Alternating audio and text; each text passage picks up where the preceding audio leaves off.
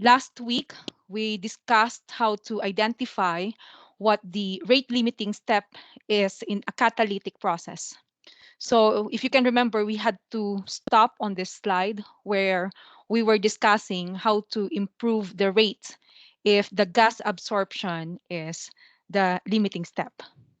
Okay, so as you may recall, if gas absorption is the rate limiting step, okay, so how do you find that out? So you have the data, so CAI divided by the rate as a function of 1 over m. M is your catalyst loading. So you get the y-intercept, and if you see that y-intercept is significantly high, then gas absorption may be the rate limiting step. So what are the things that you can do to increase the rate of your process? Okay, so we discussed this last meeting. So what you would like to do is to increase the surface area of the gas liquid interface. Okay, so doing that would increase the gas absorption. Okay, so the mass transfer. So meaning, so when you increase the surface area of the gas liquid interface, you make the gas bubbles smaller, or you increase the number of bubbles. So to do this, you can change your steering rate or the design of the gas distributor or the baffling and so on. Okay, so you can also increase the agitation rates. So that will also increase the mass transfer coefficient, which will increase the mass transfer. Another way to increase the mass transfer rate is to increase the driving force. Okay, so if you can remember your rate expression, so it's the driving force divided by the resistance. Okay, so it's always like that for rates. So the first one, when you increase the surface area, so decreasing the size of the bubbles and increasing the number of bubbles, so that will increase the surface area of the gas liquid interface. So that would minimize the resistance. Yeah, and resistance is in the denominator, so that would increase your rates. So another way is to increase the driving force. Yeah, the numerator of your rates. So how do you increase the driving force? So you can increase the partial pressure of the reactant in the gas phase. So that will also help increase the rates. Okay, if the gas absorption is the rate limiting step.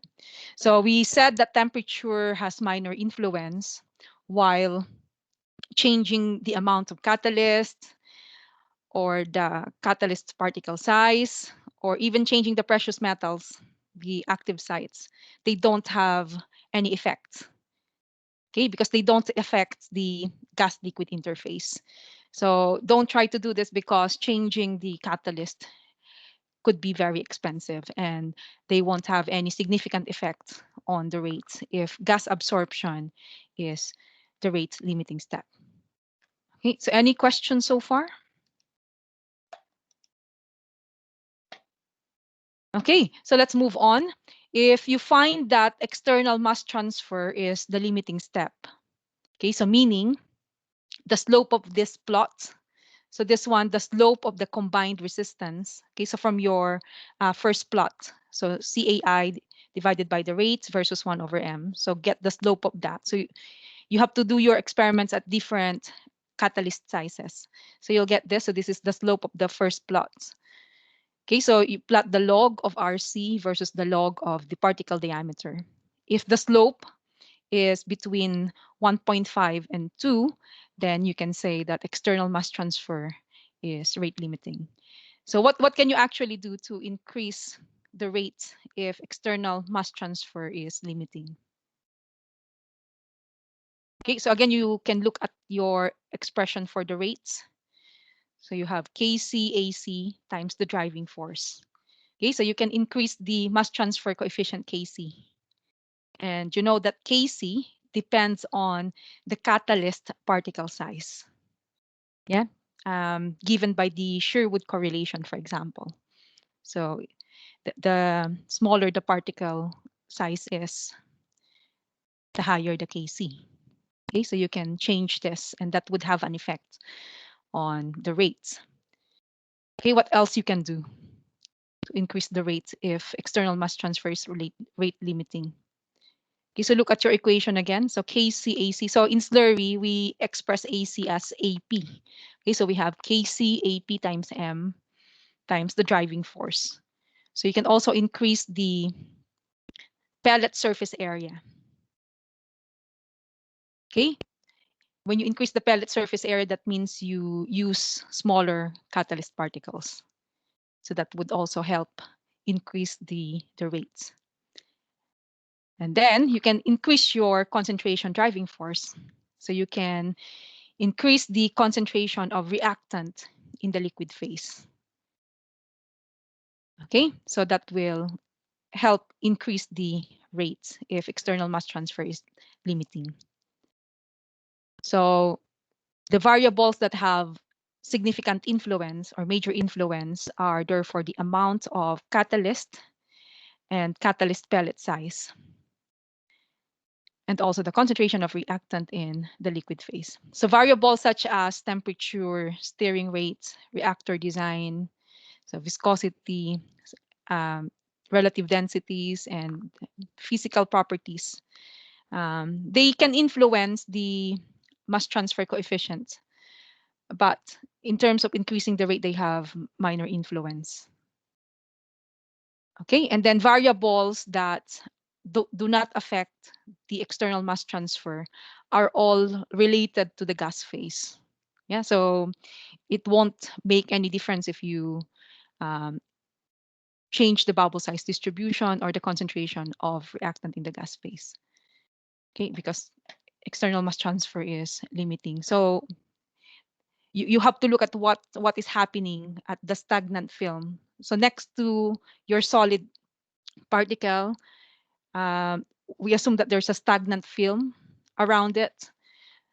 So if external mass transfer is limiting, it's all about decreasing that resistance and increasing the driving force through that stagnant film layer. Okay, so moving on, if it's internal mass transfer that is rate limiting, so you will know this if the plots of this curve, so log of the combined resistance versus the log of the particle diameter. If the slope is 1, then you can say that internal mass transfer is rate limiting. So what can you do to increase the rates if internal mass transfer is limiting? Okay. Small Yes. particles. Yes, please. I was surprised. Who said that? Smaller particles, or sorry, catalyst sizes. Yeah. Okay, thank you, Alfie. Yeah, that's absolutely correct. Okay, so as Alfie said, you can increase the particle size. Yeah, um, you can change the amount of catalyst. Yeah. So in this case, um, the main influencing factors, so as Alfie said, are the catalyst pellet properties. Okay, so the catalyst pellet size will have a direct influence on the rates. So smaller pellets reduce the internal resistance because as we know that the effectiveness factor eta, it increases with smaller pellets. Okay, and the catalyst pellet material will also have influence. Why is that? Okay, so property of the pellet material. So we're talking about the porosity and internal structure. So they will affect the effective diffusivities. So they have direct effect as well. So the pellet material, they can affect the internal mass transfer.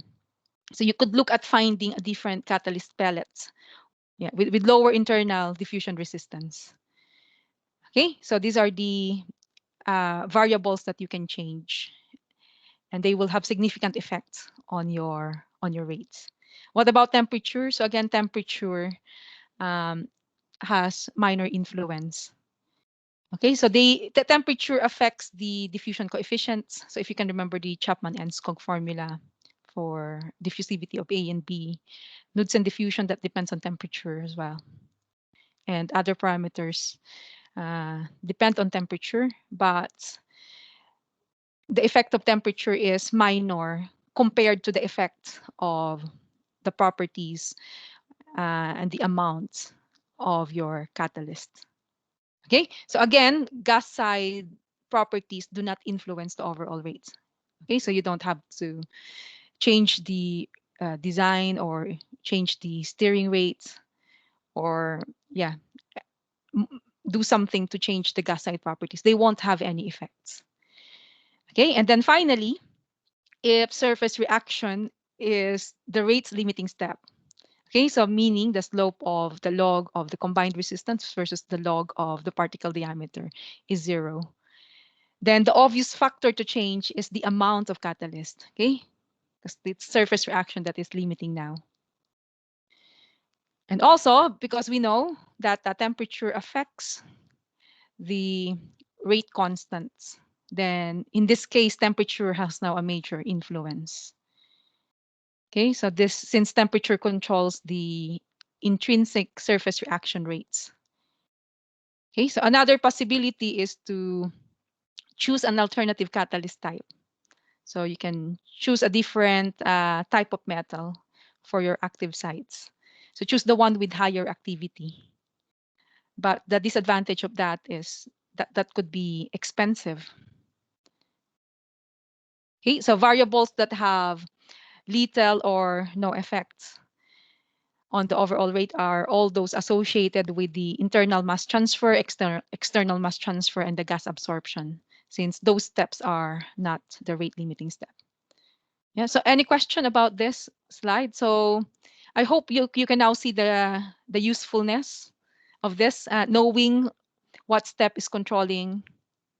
Yeah, so it could save you a lot of time troubleshooting your reactor if you know what the rate limiting step is. So you can focus your effort on overcoming that particular resistance. Okay, so that is actually the last slide for that lecture. So let's have a quick summary.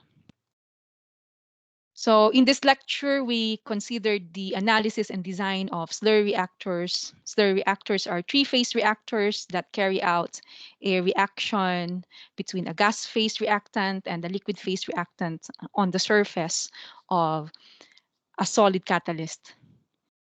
So slurry reactors can also be used for highly exothermic gas phase reactions that need a solid catalyst. So by using the liquid to take up the heat released by the reaction, it gives much better control over the temperature. And then we consider the rates of the three main steps in a slurry reactor.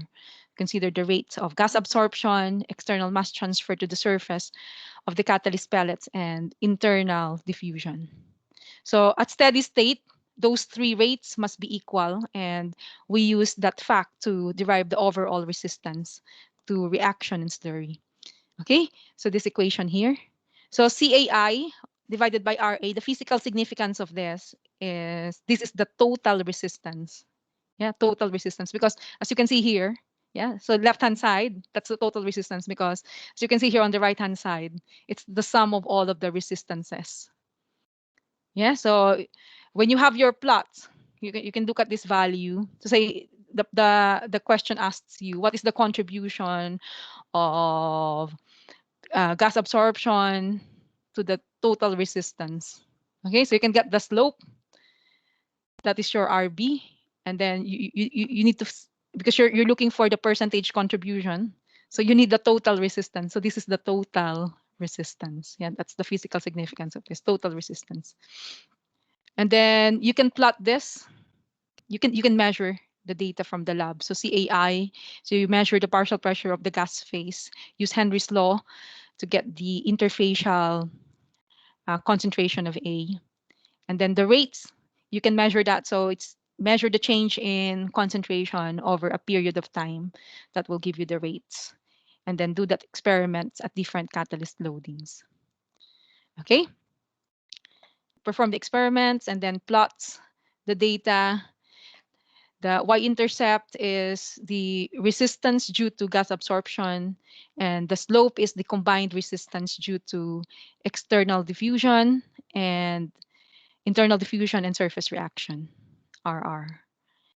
And then we separated out the combined resistance, RCR, into its various components by plotting Okay, so the log of RCR, which is the slope of this plot.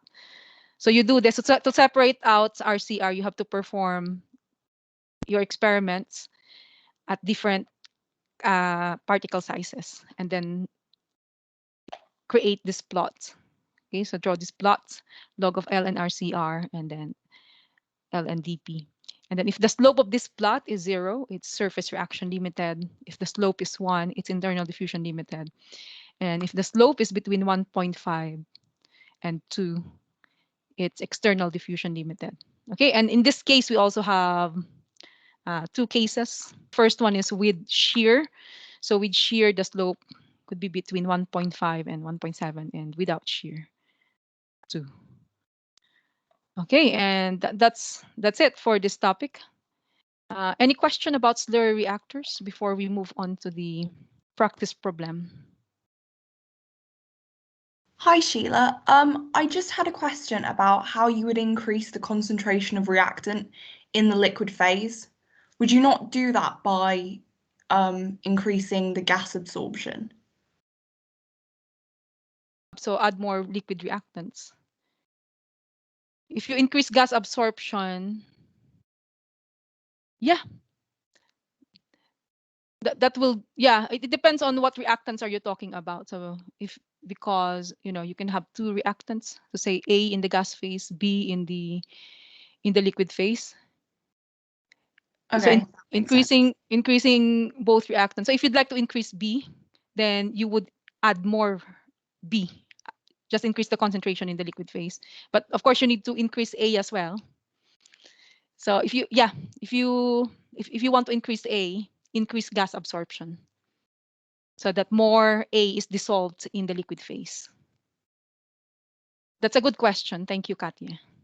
thank you.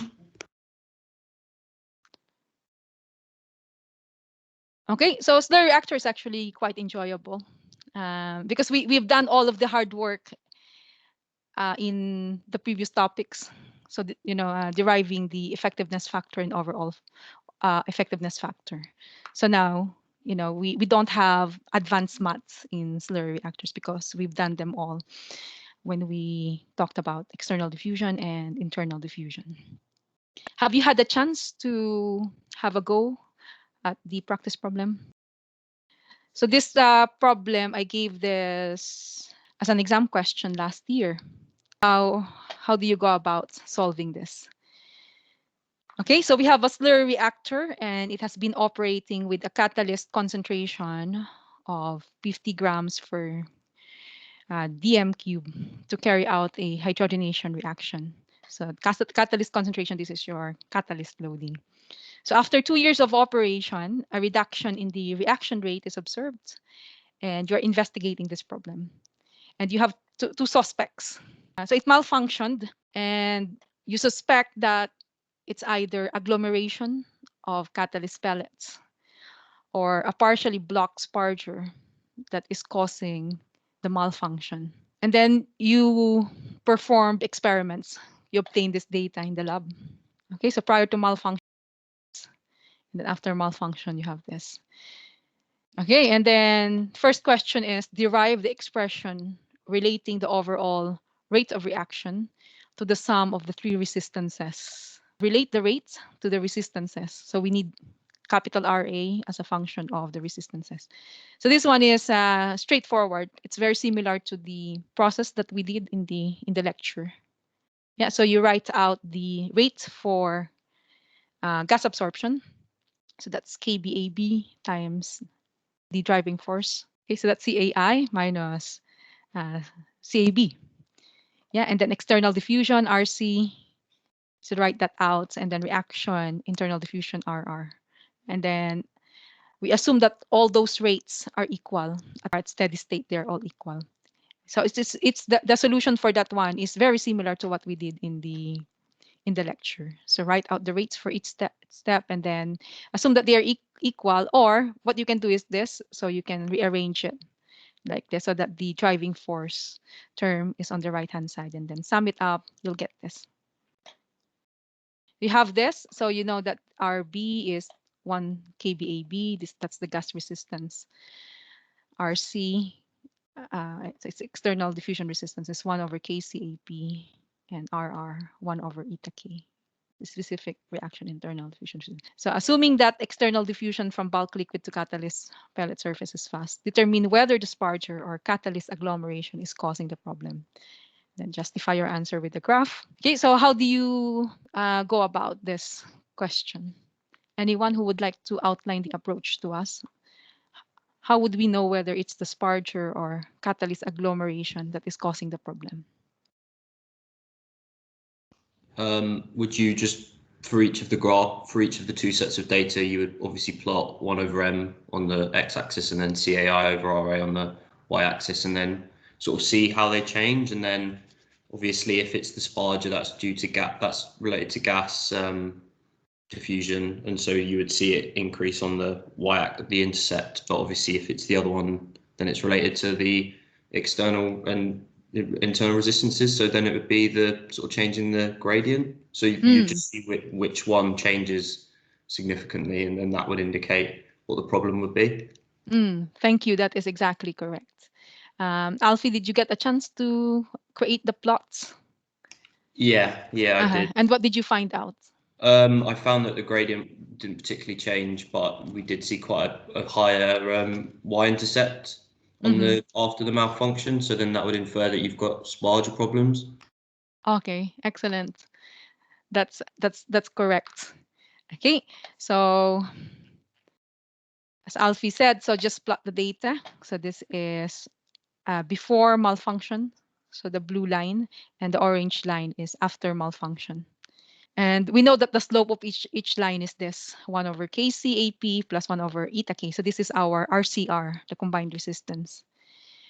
Okay, so we can assume that this is much larger, that this KCAP is much larger than this, because it was stated in the problem that external mass transfer is fast. So the slope is actually just this 1 over eta K. Okay, but we see that the slope did not change. Okay, so the slopes of the lines are the same. So the K, so we are talking about the same reaction. So in both cases, they have the same K. Okay, so that means that, okay, so eta didn't change too. Okay, because this is constant and the slope is the same, so eta is constant as well. Okay, so that means that the particles are not agglomerating, because if they agglomerate, so they will become larger, and larger particles, they have lower eta. Okay, so it's not that. But you can see that the y-intercepts increase, yeah, the y-intercepts. So before malfunction is this, and the y-intercept after malfunction is that. So it's significantly higher. So that means that gas absorption resistance has changed. So it is the gas sparger. Okay, that's the problem. So it got blocked, and that had a significance. That had a significant effect. Yeah. So any question about this one? Okay. So the second part of the question, how would you answer this? So at catalyst loading of 100 gram per dm cube, by how much does the relative contribution of each of the resistances as a percentage change after the malfunction? So how would you answer this part of the question?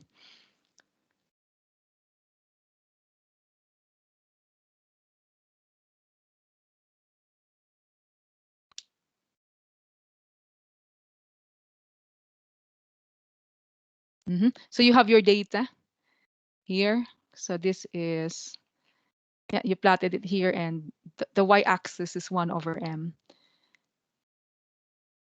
Yeah, so now it's asking you at catalyst loading of 100. Okay, so you have to locate 1 over m, so 1 over 100 in here. So what is 1 over 100? So that's 0.01. Okay, you know that the y-intercept is RB. Okay, so you have RB, but you want it as a percentage. Okay, so you need the total resistance. But we said earlier that the total resistance is this. Okay, so the values here at the y-axis will give you the total resistance. So what you should do is read the RB here. Okay, so before malfunction, this is the contribution of the resistance to gas absorption. Read the y-intercept, and then here at this catalyst loading, read out the total resistance. Yeah, that is the total resistance.